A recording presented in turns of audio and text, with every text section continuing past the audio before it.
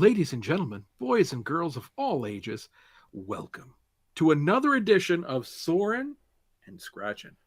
I'm the scratching part. My name's Evil Chicken, my partner in crime. Hello, I am the Eagle fan. Apparently I am soaring, or I'm at least sitting here on my couch with my Camelot poster in the background, my Ouija board blanket that someone refuses to sit on the couch if it is on there. Hey! I am not calling out any names there. I'm not superstitious. I'm just careful. Okay. Plus, like I said before, my ass is no planchette. I don't want things to start spelling with me. No. So we Yes. are about to react to a video. I don't know what this is, Dave. The only thing I've told you Yes. is that it's not music. This is true. You did say that. I hope it's mimes. Holy crap, you have read my mind. The Ouija told me.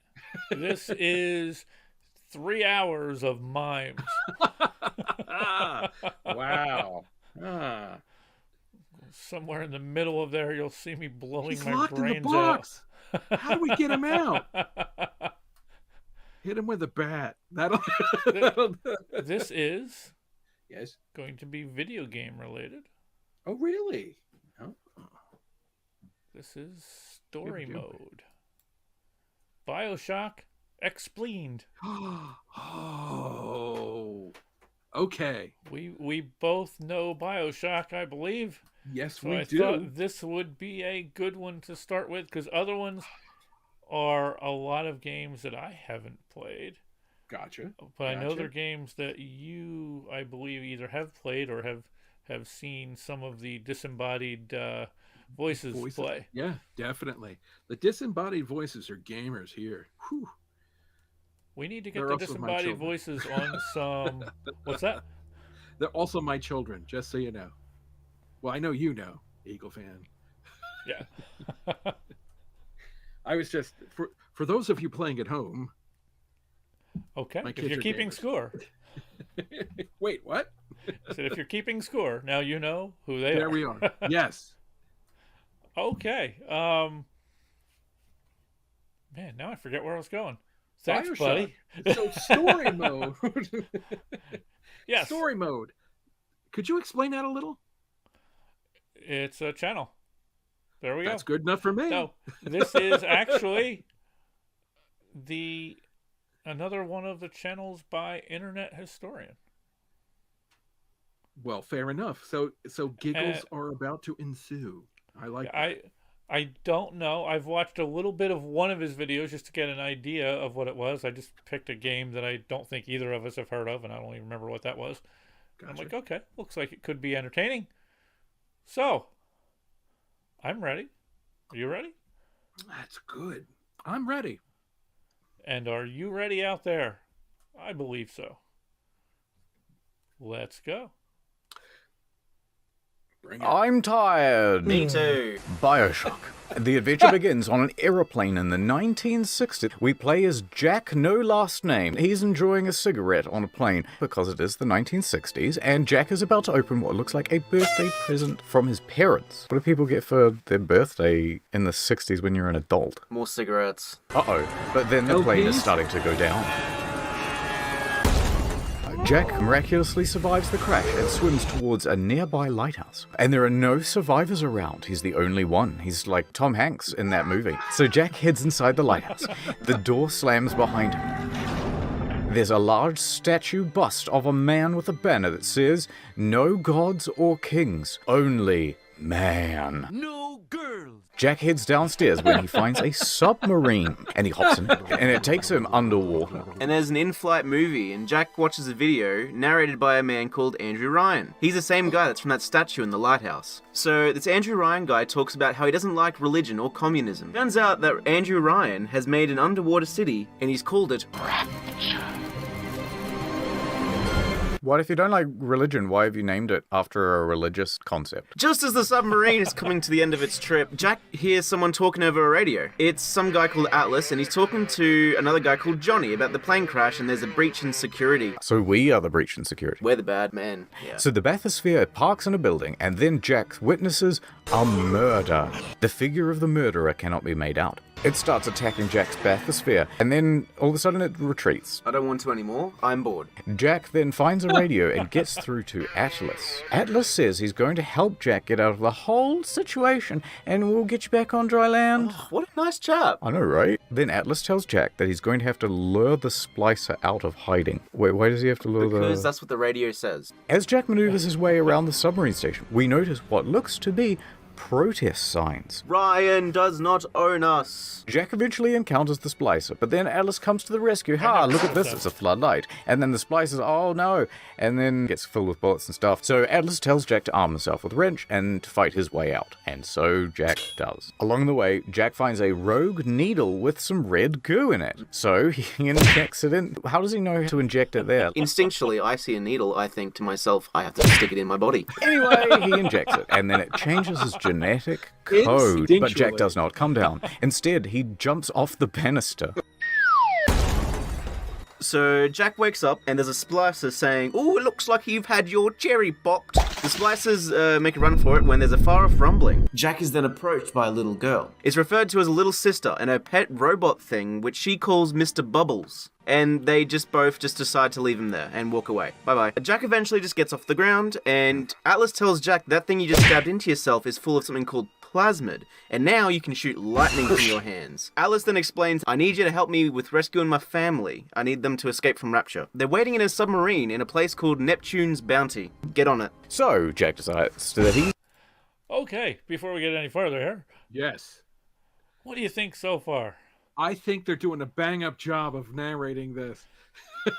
I never noticed those protest signs. Ah, good Lord. It's been a long time. But I just remember this being like such a damn good game. This was like one of the first games, at least in my recollection, that the choices that you made in this game affected the outcome.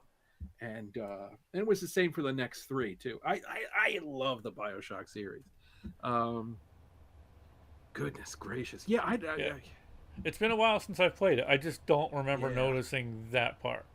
I might have to go back through and play it again sometime because I know that there was some very harsh things that are about to happen, but I like the idea that they don't shy away from it. You know, I thought it was all pleasant. Oh, it's just like Rapture. Wonderful. Let's get back. Yes. He's going to Neptune's Bounty, and then Atlas also goes on to tell... Oh, God, there's so much exposition. Hold on, I'm not done, says Atlas. Also, the plasmids changed everything about Rapture. Best friends butchering one another. Babies strangled in cribs.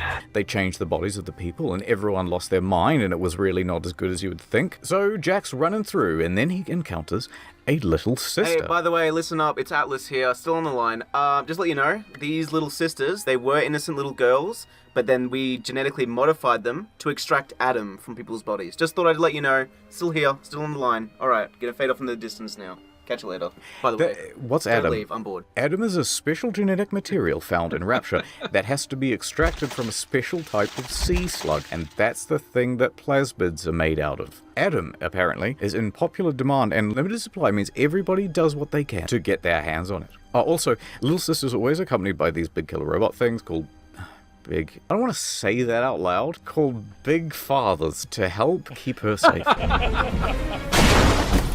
Anyway, Jack gets closer to Neptune's Bounty, but Andrew Ryan seems to have gotten word of Jack being there, and he blocks his path. No. So Jack has to take a detour through the medical pavilion, where Andrew Ryan calls on Jack. Hey, who sent ya? You're one of them agents from the surface, aren't ya? So then Ryan tells the splicers and other security people to try and stop him. And then we're wandering around the medical pavilion, and then Jack enters a plastic surgeon clinic owned by Dr. Steinman, I'm rearranging the sentences in my head, who has the only key to the emergency exit. Why would you need a key to the emergency exit? Isn't it just usually like you press like that bar? That's the whole point of an emergency exit. Anyway, Dr. Steinman was a world-renowned plastic surgeon above ground and was invited to make a life in Rapture under the sea. With the advancements, thanks to Adam, Steinman was able to create beauty like never before seen in his career. But the beauty drove him mad, and that catches us up to the present time because we watch him torture a bunch of bodies, and then Jack knocks out Dr. Stein. Ha, give me that, and also the key, and he makes his way out of the clinic. On his way out, Jack meets Bridget Tenenbaum. More people. And she's helping defend a little sister, and then Atlas says, Listen, okay, these little sisters, Tenenbaum engineered them, and she's very protective of them. Don't go close to them, she'll bite you. so Tenenbaum asks Jack not to hurt the little sisters, but then Atlas says, How about you don't do that? How about you harvest the little sisters of that sweet, sweet Adam? You need that in order to survive. So then Tenenbaum gives Jack a vial that will allow him to extract Adam out of the little sisters. Why does Tenenbaum give Jack a vial? Act against her own interests. No, but it doesn't actually harvest the sisters. So it's like the best of both worlds. You get the Adam, but they also survive. Okay. Then Tenenbaum tells Jack if he helps her save the little sisters, she will make it worth his while. So cornering the little girl, Jack chooses to rescue the little sister and turning her back to normal. And then Jack pretty much does that to all the little girls that we did. This is what we did in this run. We just spared them all. Yes. And that we did. yeah, that we played on a console. On a Sega Saturn. This clearly annoys Atlas. He then Saturn. carries on with his journey, and along the way, Jack injects more of the plasmid stuff, and he gets the superhuman abilities and all that stuff. And then he And all that finds stuff. Neptune's bounty. Hooray! Yay. He Oh, we're at Neptune's bounty now. Sounds like like one of those restaurants at the shore. You know, where are you eating What- tonight? I think we're gonna go to Neptune's Bounty. You know, they got those fried shrimp. What Hell did yeah. you do with the little sisters? I saved them. Yeah, me too. That's what I did. Let's get back and see what listen, the rest of man. this ends up as. A man chooses, a slave obeys. travels through Fontaine fisheries to get to the smuggler's port, where Atlas's family is waiting for him in a submarine. However, there's one thing stopping him from getting through Fontaine's fisheries. A man named Peach Wilkins, who seems to be suffering from an extreme case of paranoia. You laughing at my name? No. I would never. I heard that. He then asks Jack, Hey, are you working with some dude named Fontaine? but Jack does not know who Fontaine is. And then Peach Wilkins says to Jack, You can come in, but only if you have some pictures of some nice spider splices. spider splices are splices except they can climb. Oxford English Dictionary definition. So Jack goes and finds a camera and snaps some pictures for Peach Wilkins. Thank you. I'm going to do something with them. He brings back the photos to Peach, and then Peach says... Come on in, friend. He then makes Jack leave his weapons behind in a locked tube by the entrance. As they enter, Peach and a bunch of other randoms ambush Jack because... I reckon you're working with Fontaine. I think you lied before. But then Jack fights him off. Jack defeats Peach and his goons. So Jack's getting closer to the submarine, and Andrew Ryan doesn't like that. So he sets off an explosive and he blows the sub to pieces. Alice is really sad about the death of his wife and his child, as you, I suppose, would be. And he vows, I'll get revenge on you, Ryan. And we'll tear his heart out! Atlas kindly asks Jack to head towards Ryan so they can kill him. You'd be devastated if anything happened to Big Bertha? What's her fucking name? Melinda. On the way to killing Ryan, the first stop is in Arcadia. Arcadia was created by a renowned botanist named Julie Langford. So all the trees and all the plants in the Arcadia act as the oxygen source for all of Rapture. Keeps them alive. You know, most of the oxygen actually comes from the ocean. Wasn't it like algae and that sort of stuff? Yeah, you're right, it's algae. They didn't do their research. Some sort of botanist she is. Dumbass. Langford was invited to start a life in Rapture by Ryan himself. And while she was here, she invented a serum that has the ability to bring Flora back to life. As Jack is wandering about, Ryan floods Arcadia with a bunch of toxic gas and kills all the plants, which is a very dumb idea because that means he's going to run out of oxygen. Jack and Atlas have to find Langford and get her tree-saving serum. Jack finds Langford, who tells him, I don't have any of the ingredients for the tree-saving serum. that's very unfortunate. I'll go off and collect some ingredients for you. He gives the ingredients for Dr. Langford, and she makes him the serum. But Ryan has found out that she's creating the serum and doesn't want that. No, I poisoned those plants for a reason. Ryan isn't too happy about Langford making her tree-saving serum for Jack, and he floods her office with poisonous gas. If he could just fill any room with poisonous gas, why not just do that to anywhere where Jack is and kill him? Jack just stands there and watches her, and because Jack just stood there and watched her die, he has to make the serum on his own now. Jack fights off some more splices and then mixes up some ingredients for the serum and he saves all the trees. Yay! We continue on power towards is the metro yours. line, but when we get there, an artist named Cohen is talking. I'm going to stop you from getting aboard the Rapture metro lines. And then Atlas tells Jack, That Cohen guy, he's an artist, but like all artists, he's a psychopath, so be careful. That's a good point. Like, It like, has been oh, so Rogers, long she's a since psychopath. I've played this game. I forgot about all of the different pieces of it. Oh God, yeah. It was amazing at how many little things changed as you played through that game and started to see more and more. Oh God, yeah. It's like things just keep unraveling, and it's beautiful. The visual images are startling as well, in my opinion. I've always loved it. It's I don't know. I might have to go back to that game, or at least put it on my list. Right now, I've been back and forth.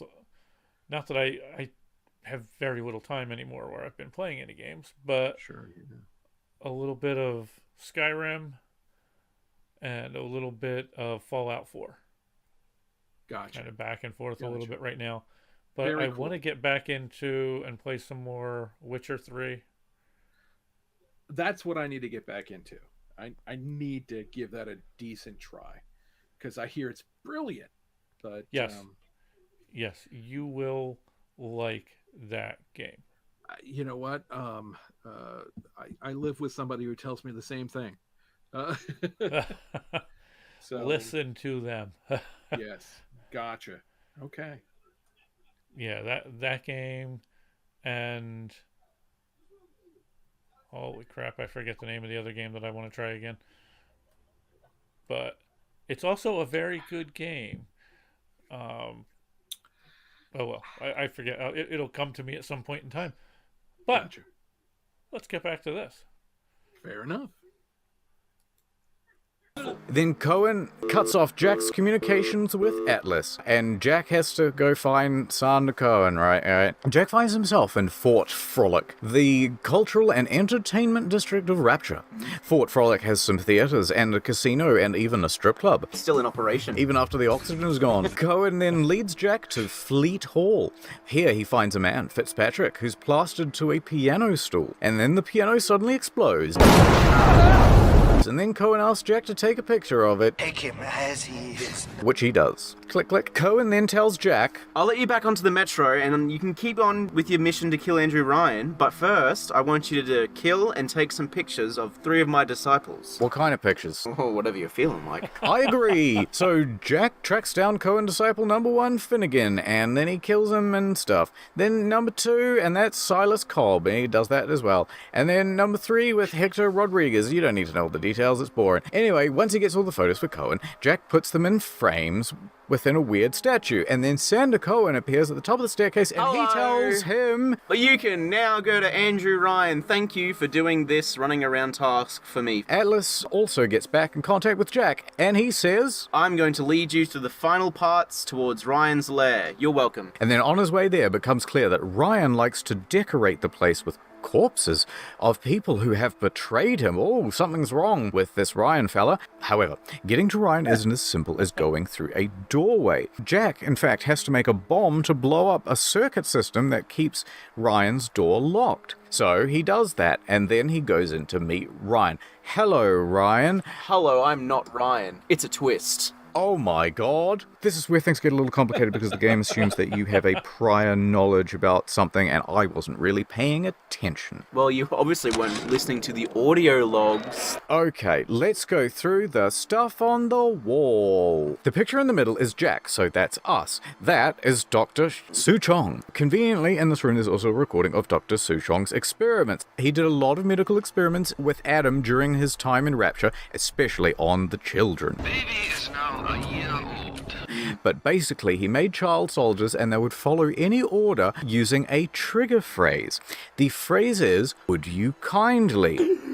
And this is the phrase that Atlas has been saying to Jack all game. You kindly leg it over to the spear and get on. Can you believe it? What a twist. Quick, do an M. Night Shyamalan impression. And that means that Atlas has been controlling Jack, which means that Jack is one of those child soldier things, and he was born in Rapture. And according to this big board of secrets, he's the child of Andrew Ryan and this woman, Jasmine Jolene. Anyway, can you see this bald man? That's Frank Fontaine. He got mentioned once before by Peaches. Frank bought Jack's embryo on the black market. Yeah, I was just sitting around a drawer. Why not just not doing anything with it? And got Dr. Suchong to experiment on him. Eventually, Fontaine and Ryan became enemies. And then the Rapture Civil War broke out. It's like that movie with all those superheroes in it. And then Jack was sent to the above ground until it was decided that he was needed. Remember that gift that Jack had on the plane at the start of the game? Well, look at the note. The note says, "Would you kindly?" That was the thing that controls the child soldiers from the other thing. Yep. He was commanded to hijack the plane and come down to Rapture. Right, that's why he was the only survivor. That kind of makes sense. Jack makes it to Ryan's office, where he's playing the golf. Oh, what an evil man. Ryan taunts Jack about being nothing but a tool with no free will, which is not a great idea because Jack then beats Ryan to death with the golf club. Who has no free will now, Dad? Atlas then asks Jack to grab Ryan's master key to turn on the machine that does nothing very specific at all. And then Atlas reveals himself to be... I'm actually Fontaine. He had faked his own death to throw Ryan off the scent, and then used Jack to do his bidding to take over Rapture. And it looks like it's all coming to an end for Jack. But then, Dr. Tannenbaum and the Little Sisters come to help. They somehow help Jack to fit through a vent system. Grease me up, woman. And they help him escape. Jack then blacks out. Because he's being crammed into a vent with no oxygen. Jack then wakes up in Dr. Tannenbaum's secret hideout. Here she's been rehabilitating the Little Sisters. They can walk again. They're no longer addicted to needles. And also, while Jack was taking that nap, she deactivated some of his brainwashing. And then Jack decides to go off and find Fontaine. I gotta find him. But then Fontaine isn't done with his mind control tricks for Jack. And Fontaine states... Code Yellow. Now, Code Yellow is the control used over Jack's body to slow his heart.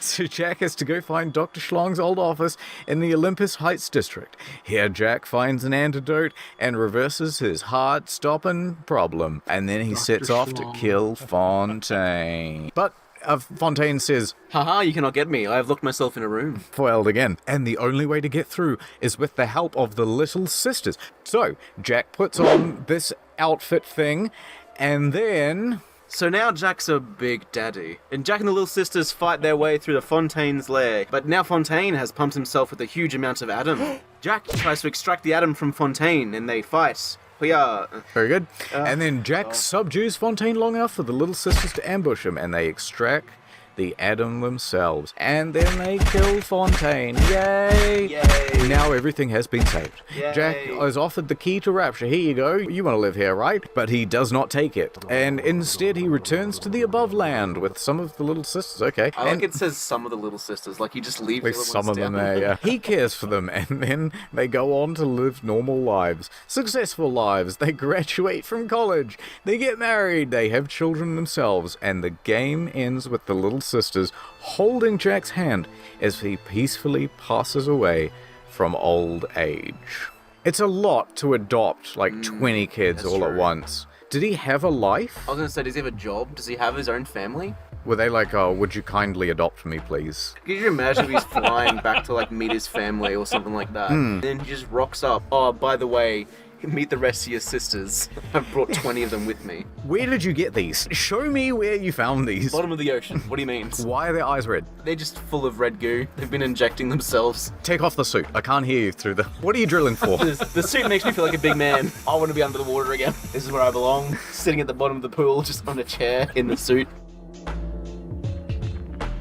That's awesome. Okay. I like that take on it. That's brilliant. Or Absolutely description of it. brilliant. Yeah. I agree. So- I like that take too. I think this is going to be making more appearances here. Story mode is awesome. A lot of fun. And you don't have to play the game now. There you go. Just But kidding. now I want to. Now I'm going to be up all night playing this game. See? See? Oh well. I win. There we go. So tell us out there, what do you think? What do you think of Yeah, Bioshock? this was fun. And what do you think of Bioshock Expleened? Oh, gosh, yeah. What do you think of Bioshock? You guys must have played it. I mean, which is your favorite Bioshock? Would you go, obviously, Bioshock 1, Bioshock 2, or Bioshock 3? I forget the name of it. God, I don't believe it. It was great. And everything weaves together, although you don't think it will, but it does. I must say, I've only played the first. Oh, okay. Yeah, it's in the second one you play a proto Big Daddy, and there's a big sister as well. Okay. And then in the third one, there's all sorts of cool things going on. There's a multiverse out there, and Jack Ryan, and how many lighthouses? Whoa. Bioshock Infinite? That's it. Thank you. Yeah, Okay. that's it. Yeah. Yeah, Yeah. I definitely need to check them out. I don't remember why I didn't go farther after the first one. It may have been I was exhausted by the end of the first one It could be. and needed a There's a little lot bit of a going break. on. I don't know. I am going to have to try that again now. Yeah. But it's Mass Effect was the other one that I was trying to think of. You know what? Mass Effect is something I really wanted to get into, but the game that I had was for the Xbox, and I don't think it was initially for the Xbox, and the controls are all. Okay. I don't know. I should really get into that because it's. I think that would be another game that you would love. That's. I think that is right up your alley with the space science fiction and everything. Oh, absolutely. And it's also one of those games that your actions matter. Yeah. Yeah. And yeah, from what I understand, all three of them are amazing. You know, as you follow Shepard. I actually have to I have them. I've gotten through the first one. I want to get through the first. I want to go do the first one all again, Oh wow. and then start the second one up. Okay.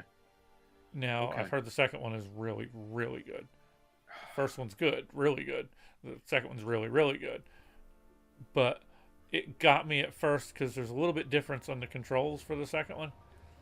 Oh really? So not anything major. It's just a slight little difference in like the UI and stuff that I initially was like, oh, I'll get back into this later, and I just never did. I got you. And I got you. it's amazing that you will get into this game as you get into it and you start to know the different characters that are on your ship and who you have or who you invite onto your ship with you and stuff. There will be points where, like, there was one point where it's a tough decision you have to make. It's basically which of these characters are you definitely going to save? Who Don't lives, who know dies? don't know if you will save the other. And you're like I like both of those characters. Can I figure out a way to get them both? But Yeah. which is good, because that shows you right there. This is what kind of game you're dealing with here. Is that your decisions are going to mean something. Exactly. And you'll have people get mad and leave your ship because they think you made a decision that goes against what they believe or what they think. Sure. So Yeah, man. That's the beautiful thing about video games these days. It's like participatory storytelling. You're a part of everything. And yeah, your choices should matter, just as in life. I mean, yeah, good stuff. Now, with that said, there's other games out there. Yes. That are entirely different as far as that's concerned. That are still just as good of games. True. I'm thinking games like oh my god, it's a game on the PlayStation. Uncharted. Oh god. That's not like one of those your actions matter per se kind of games. It's more of a just you playing through a movie, an action movie, and I adore still just as good. That game. Oh my god. All four of them I love. Absolutely. Yeah. And the second one, when it starts off and you're in the train wreck right at the beginning, it's like it starts you off right away with, oh my gosh, yeah. This is, could you imagine if that game wasn't just like visual storytelling, but more of one of these games where you can make different decisions which will change the outcome? That would be kind of cool as well. Coming soon. I don't know, man. Can you imagine a game like that in VR? Oh, that would be cool. Oh my god. I'd never leave the house. I don't know if that's a good thing or not. It's People a be great like, where are thing. the Soarin Scratchin videos going? We haven't seen them in a while. That's not a good thing. It's a great thing.